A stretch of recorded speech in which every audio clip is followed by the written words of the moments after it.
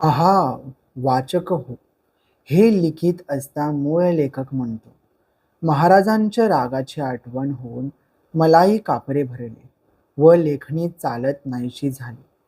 श्री समर्थांच्या चरणी मस्तक ठेवून माफी मागून त्यांच्या आज्ञेने अनुनावाद वर्णन करत आहे. महाराजांस पाहिल्याबरोबर ते देवरूपी आहे अशी मनाची खात्री होईल.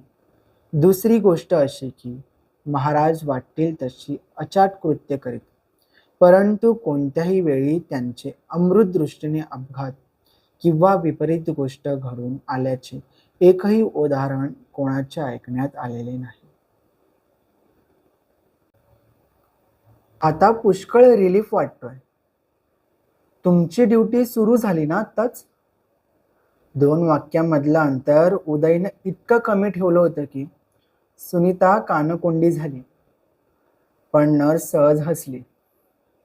तिला काही कळलं नाही. सुनीताला वाटलं की असल्या पेशंटची तिला सवय असेल. असेलही. अधूनमधून कुणी एखादा असं माणूस किंवा तिचा स्वतःवरचा विश्वास जबरदस्त असेल. कुठून येतो असा विश्वास? अशी सहजता, असा निर्भयपणा कुठून येतो?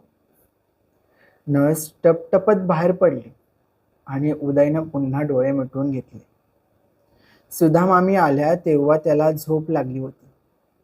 चला, आपण बाहेर बसूया लाऊंजमध्ये, म्हणत सुनीतानं त्यांना बाहेर काढले.